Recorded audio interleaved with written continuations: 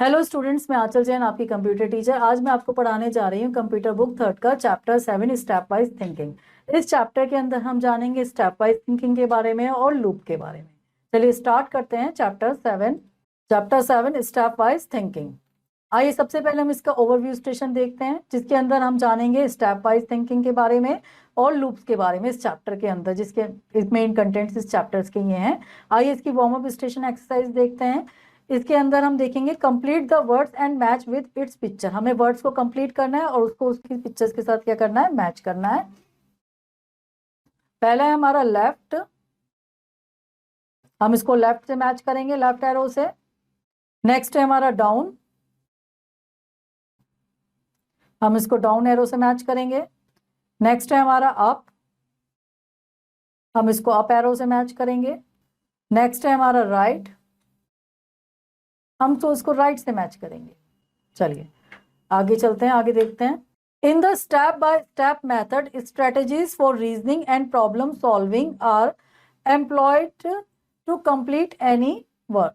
देखिए step wise step method के अंदर जो रीजनिंग और प्रॉब्लम सॉल्विंग है वो किसी भी काम को पूरा कंप्लीट करती हैं। Reasoning is the process of thinking about the task in a logical और सेंसिबल वे। जो रीजनिंग होती है वो किसी भी काम को क्या करता है, सेंसिबल वे में करता है। वो पहले सोचता है इसको करने का क्या सही रीजन है और क्या नहीं है। It aids you in selecting the best choice from the given possibilities.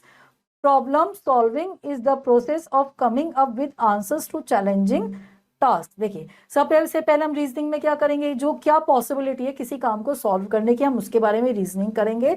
This is called a reasoning. हमने रीजन सोचा भाई कि इससे कर सकते हैं, इससे कर सकता है, ये मेथड हुआ हमारा रीजनिंग।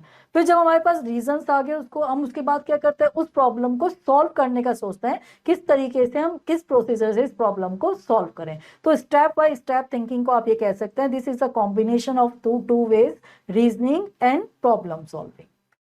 चलिए Consider the scenario where you have a test the following morning and wish to attend your cousin's birthday celebrations tonight.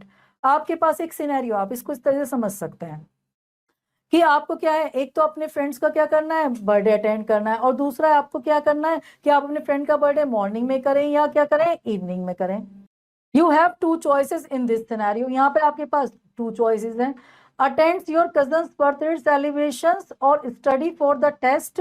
क्या आप अपने बर्थडे वो ब्रदर का सेलिब्रेशंस अटेंड करें, बर्थडे सेलिब्रेशन अटेंड करें, या आप अपने टेस्ट की क्या करें, पढ़ाई करें। Now that you have thought about it, try to pick one. अब आप सोचेंगे, आप एक के बारे में सोचेंगे, आपको क्या करना है। This procedure is known as reasoning. ये जो प्रोसीजर है सोचने का कि हमें किसको अटेंड करने से क्या बेनिफिट होगा या हमें किसको पहले अटेंड करना चाहिए, तो ये this is called a reasoning. ये क्या हुआ, हमारा रीजनिंग हुआ। After that you have a justification for selecting the one that is most crucial to you. It's referred to as problem solving. फिर आप justify करोगे भाई हमें कौन सा हमारे लिए बेस्ट है, तो वो जो हम जब जस्टिफाई करेंगे उसका एक क्रूशियल रीजन समझेंगे। This is called a problem solving.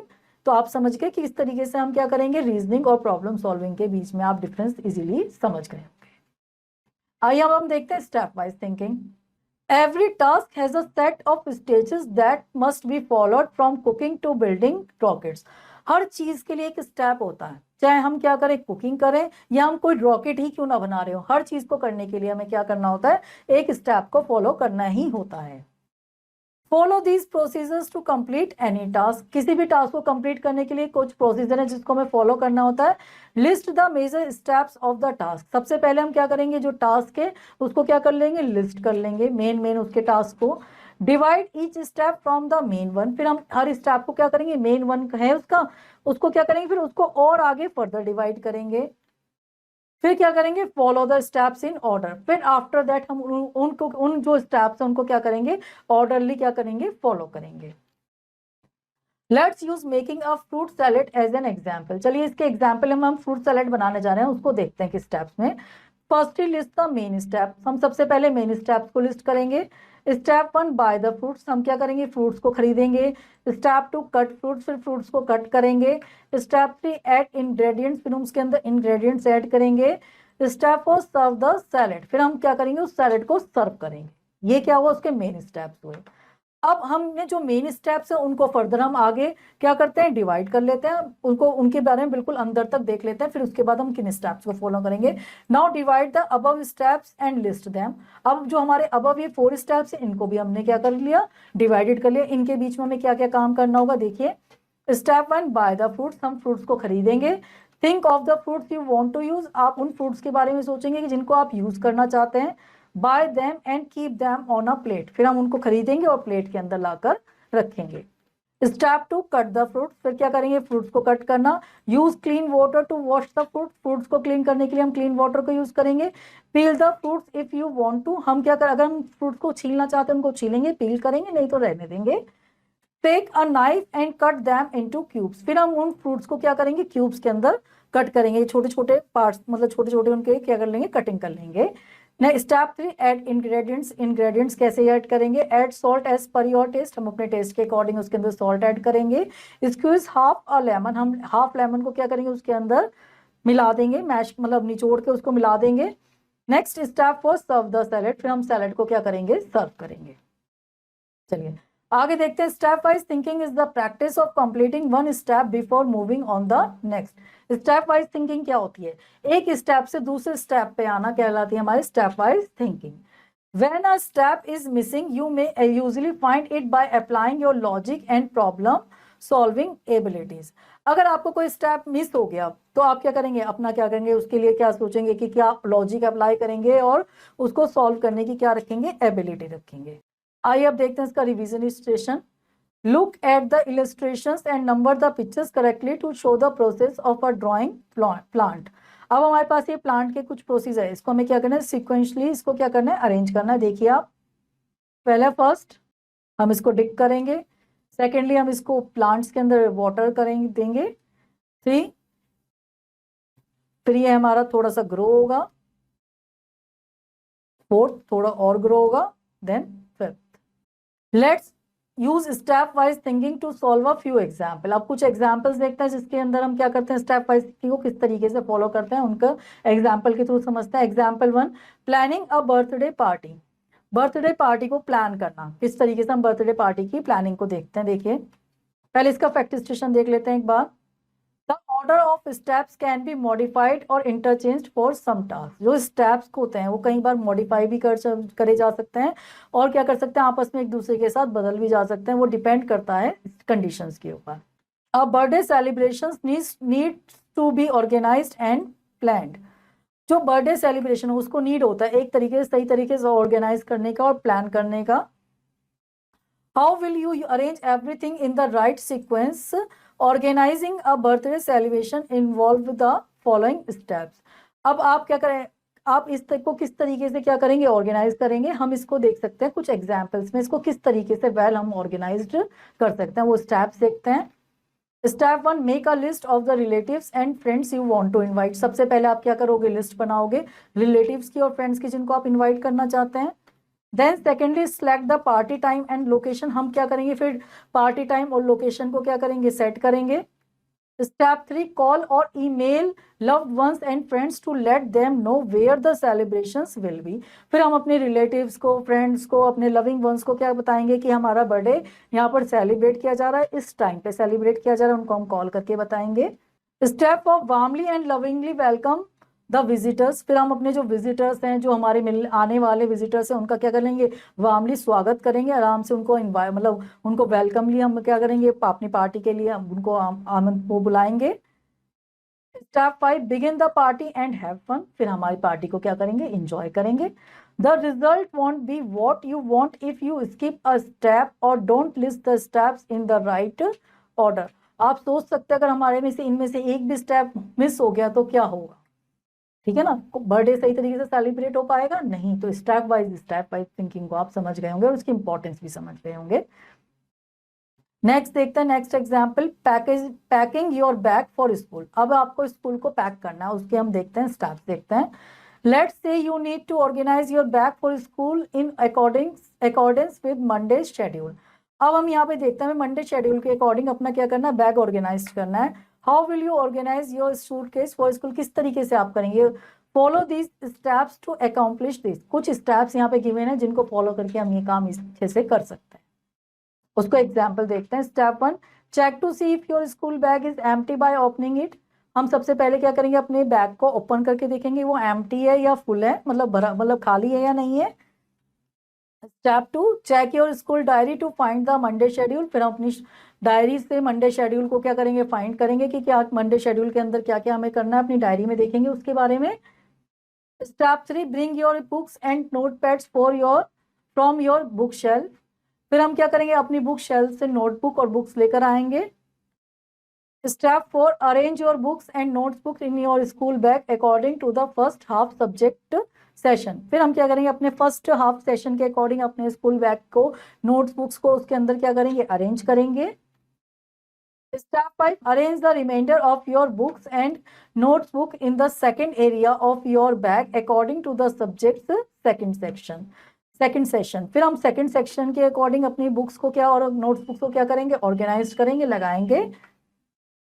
Step 6, arrange your lunch book, pencil case and diary in a different area of your school bag.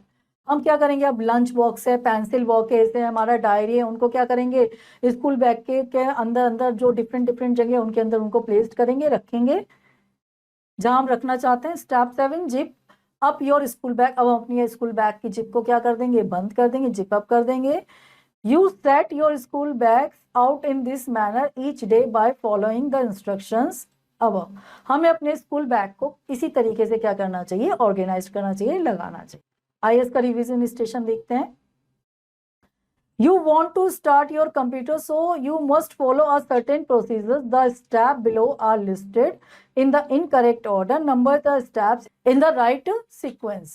हमें क्या करना है, यहाँ हमारे पास कुछ स्टेप्स के, मतलब ये कुछ हमारे पास स्टेप्स गिवन है, ये क्या इनकी कोई इनकरेक्ट ऑर्डर्स के अंदर ये हैं, हमें क्या करना है, करेक्ट ऑर्डर में क्या करना है, अरेंज करना है। चलिए देखते हैं। पहला है, पहले हम सबसे पहले क्या करेंगे, प्रेस द पावर स्विच। सबसे पहले हम पावर स्विच को ऑन करेंगे। स्टेप 2, हम क्या करेंगे, एक्टिवेट करेंगे यूपीएस को। फिर हम क्या करेंगे, press the CPUs power button. Lastly हम करेंगे turn on the monitor, monitor को टर्न करेंगे। चलिए अब आगे बढ़ते हैं। आगे हम देखते हैं लूप्स क्या होता है।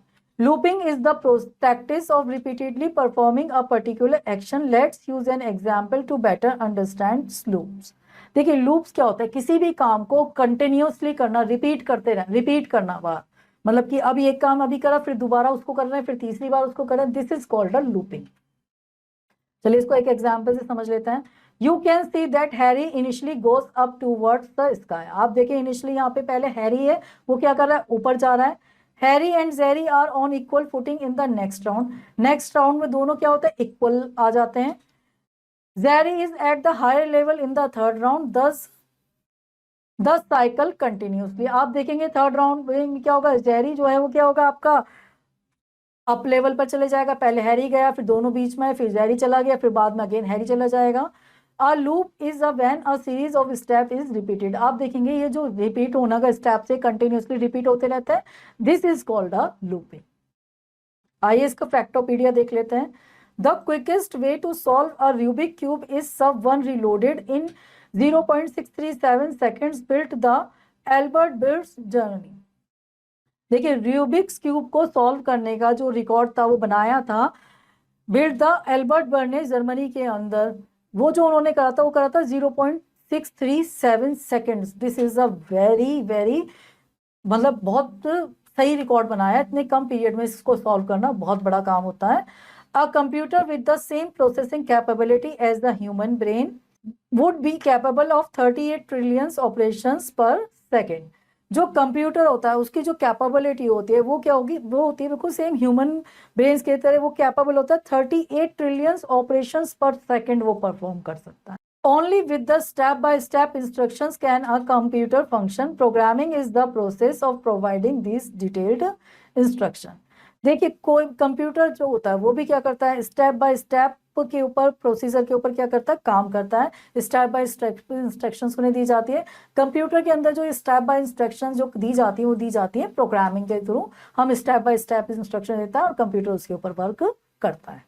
चलिए अब इसका बैकअप स्टेशन देखते हैं, जिसके अंदर हम इस चैप्टर्स के रिवीजन कंटेंट्स के बारे में पढ़ेंगे कि जो हमने अब इस चैप्टर के अंदर रीड करा उनके बारे में एक बार देखते हैं। In the step by step method reasoning and problem solving are employed to complete any work. Step by step method के अंदर रीजनिंग और प्रॉब्लम सॉल्विंग दोनों मिलकर किसी भी बड़े से बड़े काम को इजीली सॉल्व कर देते हैं।